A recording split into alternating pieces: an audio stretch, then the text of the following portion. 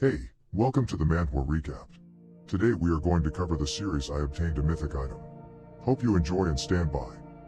This is a story of an average combat raider whose life was instantly changed by a mythic item after gaining it.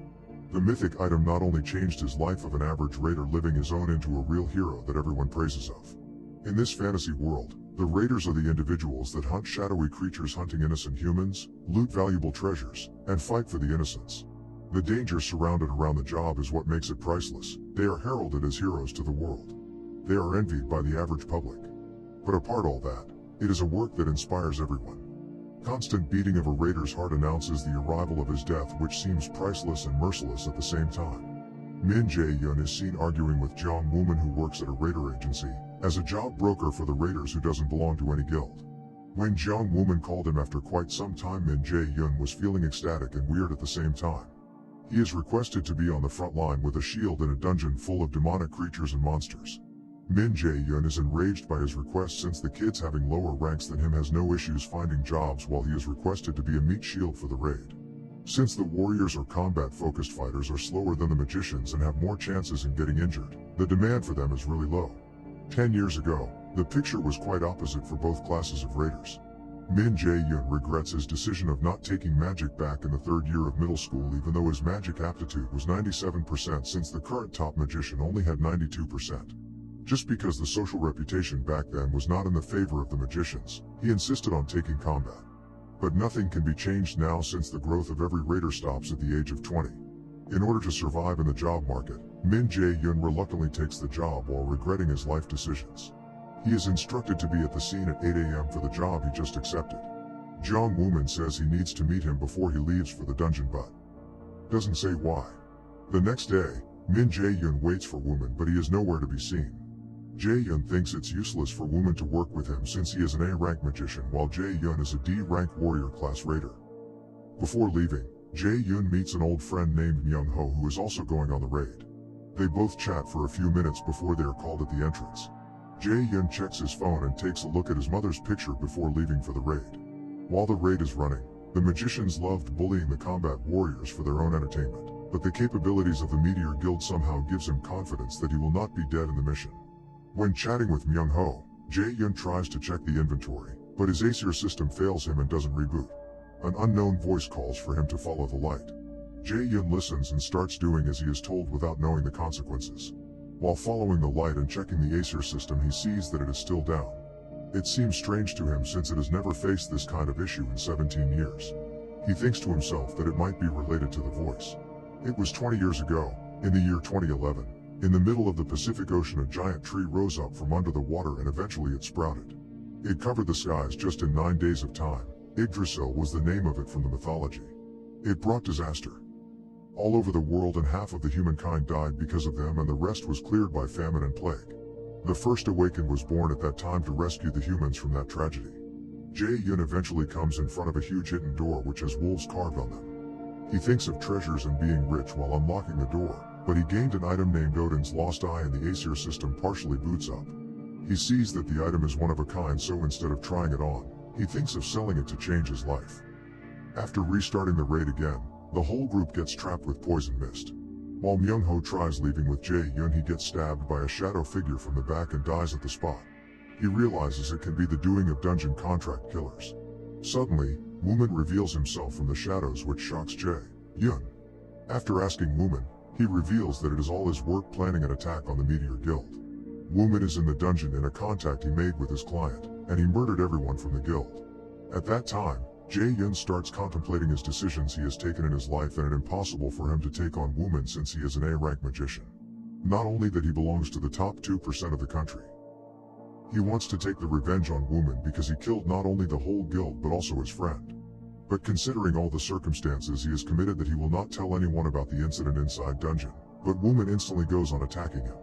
The shadow Jae-yun sees inside his mind seems to be despising him of his foolishness and actions.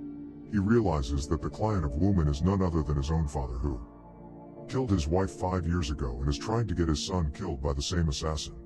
The item Jae-yun found during his search starts getting bounded to him by his choice, and Woo-man realizes something is off about the aura around Jae-yun. Jae-yun is able to control the lightning chain, which surprises Woo-man since it takes years to learn. He ends up taking his revenge on Wooman and almost dies, but gets rescued by the new update made by the system, which reverts the time to his most desired period. It was not a dream. Jae-yoon surely reverted time, and now he is 11 years back in time when he was in the 3rd year of middle school. The Acer system is now gone and replaced with Nornir system. This time he will not make the same mistakes as before, which starts with showing more affection to his mom and changing his application to magician class. He wants to grow stronger as time passes so he can defeat his father, who is an A-rank raider, and starts working on himself physically and mentally. While contemplating about his skills and stats, he receives a text from his childhood friend named Kim Yo-jung, who he lost in his previous timeline. She invites him to a lecture where the Saintess of Korea Yoo Sung-eun was coming, and he agrees. In the next scene, the Saintesses seem to be exhausted and tired because of her extreme schedule, which was eating her up piece by piece. Jae-yoon knows how Yoo Sung-eun met her death during the Itaewon dungeon raid, since he has already lived the future. Her own healing spell took a toll on her, which ended up taking her life, and the same power which can cure her as well. Jae-yoon reveals to Kim Yo-jung that he is going to change his career path, but doesn't reveal the reason why and leaves her on the spot. He reaches the manager Park Sung-chae of Yoo Sung-eun and tells him that he knows about the incurable illness and also its cure for it, which makes him furious. Jae-yoon gets permitted to be around her for a short amount of time and is allowed to make his statement. Jae-yoon reveals his wish on copying the skill of hers, which makes Park furious since it's a unique skill of hers. But she keeps on listening and then allows him to do whatever he wishes if he can actually cure her. Jae-yoon starts negotiating with Yoo Sung-eun on the matter of him curing her, and the deal is for her to sponsor him as she is the guild master of a powerful guild. But the deal eventually ends with Jae-yoon joining Yeonhwa and having 3 conditions in the middle. The ability of Jae-yoon amazes both of them, and Yoo Sung-eun finally gets cured. He also gets the permission to practice his skills in the low-rank dungeon that belongs to the Yeonhwa Guild to level up for his future. Mr. Park Sung-chae gifts Jae-yoon some healing items along with some other equipment and a stone wrap as an apology for being rude. After entering the dungeon, he immediately gets transferred to a specific area named Land of the Dead due to the Nornir system. Meanwhile, the Saintess is busy thinking about who Jae-yoon actually is and what actually is the mystery behind him. She gets her hands on his profiling documents, which carried various information about him along with him a kitchen class aptitude rate. She immediately decides to have his abilities tested with her own eyes in the next meeting. On the other hand, Jae-yoon is getting attacked by skeleton demons carrying poison bows and arrows. Kim Yo-jung is astonished by the current behavior and activities of Jae-yoon, and the sudden change of mind related to his career path made her surprised. It feels like he changed into a whole new person to her. Jae-yoon gets attacked by wraiths, skeletal soldiers and draggers at the same time, and in that moment the item gifted by the guild surely helps him big time. He starts killing enemies one by one, but all of a sudden, the equipment gets broken mid-fight. He finally finishes all the enemies in the area and teleports into a new area after taking some rest. In the new area, the horrifying aura frightens him to the limit, and the arrival of the boss sets up a warning sign in his Nornir system which tells him to escape. But when he tries to use the stone wrap, he gets hit by the boss that makes him lose balance, and then he falls to a dangerous level. Jae-yoon not being able to dodge and move, and the boss charging onto him makes him the target of a great risk. But when he opens his eyes, he can see that the Nightshade's movement has stopped and a womanly figure with horns approaching his way. The woman with horns comes closer to him and says things that are hardly grasped by him logically. By looking at his physical form and magic, it is evident that it will not be enough for him to go against Aesir, but by telling him to improve himself, she starts vanishing into thin air. She thinks that Jae-yoon is priceless since Loki himself selected him to go against Aesir. She also promises to grant him a very special gift if he is able to finish the Nightshade in front of him. While going away, the woman gives him 2 months of time to train and defeat the Nightshade ahead of him, and if he doesn't complete his task, his death will be commenced. She finally wishes him luck and vanishes away finally. Jae-yoon wakes up at the entrance of the dungeon of Yeonhwa Guild, and his wounds are fully healed as if nothing happened. The woman was the goddess of death, Hel. She gave him a crucial task to move forward and progress, but it is unknown to him what they want from Jae-yoon. After recovering from all the exhausting thoughts, Jae-yoon replies to the Saintess affirmatively on her request of meeting her in person. He knows he was contacted immediately because his magic aptitude was 97%, the rarest rating of all time. Mr. Park takes Jae-yoon in a white room where he meets his guild master, and there's only one condition which can bind him to accept the offer of joining the guild, that is the guild master herself will have to teach him magic.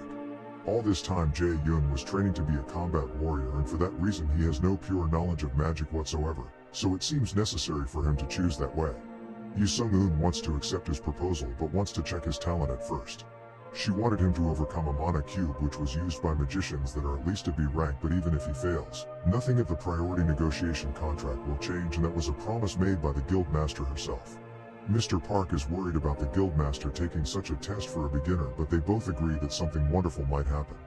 Meanwhile, Jae-yun gets into the deep ocean made with mana and sees that he has no issues breathing under. He prioritizes looking of a way out from the place and notices something that looks like a crystal glowing under the ocean.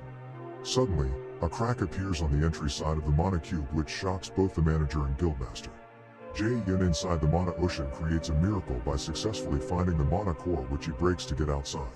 Even the most powerful magicians, like the top 7% of them, take hours to find and successfully break a mana core, but Jae-yun creates a record by completing the task just in mere 10 minutes. Each and every action made by Jae-yun shocks the guildmaster and swears to make him the greatest magician ever. On the other hand, Kim Yo-jung and Jae-yun's mom are waiting for him together.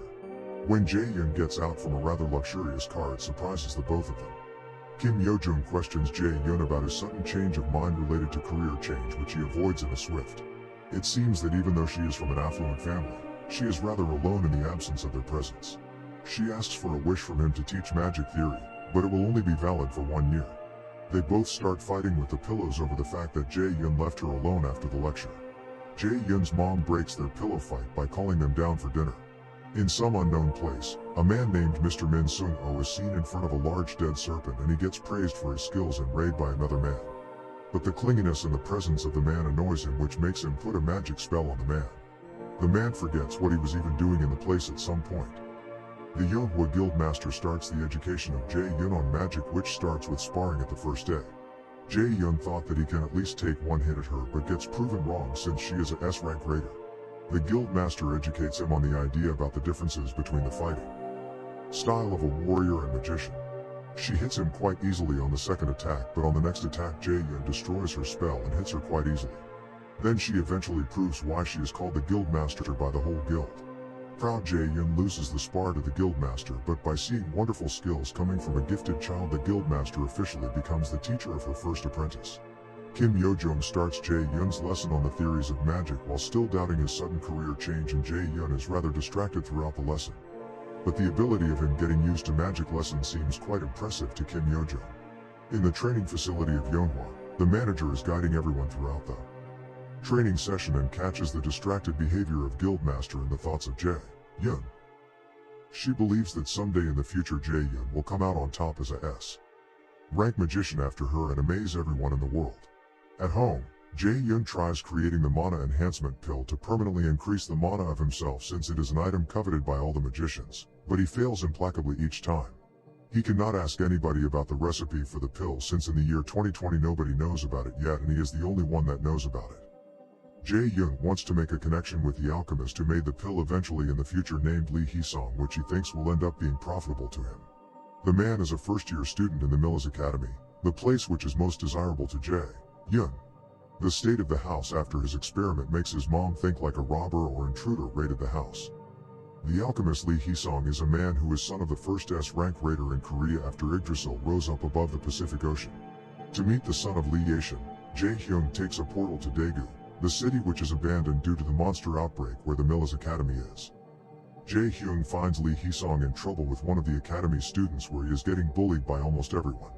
The troubling classmate thinks that Jae-hyung must be the big brother of Lee while insulting him. While being enraged, Jae-hyung casts a spell on the bully that breaks his arm, and his ability to cast a spell without uncanning amazes Lee along with all the bystanders. When the bully tries to hit him with his sword, it gets blocked by the mana barrier and blasts his face with holy arrow. Jae-hyung feels confused about the state of the bully, so he uses a health potion on him to recover completely. He then leaves with Lee for the nurse's office. Thanks for watching, guys. See you in the next video, but until then, stay tuned for the next one. Peace.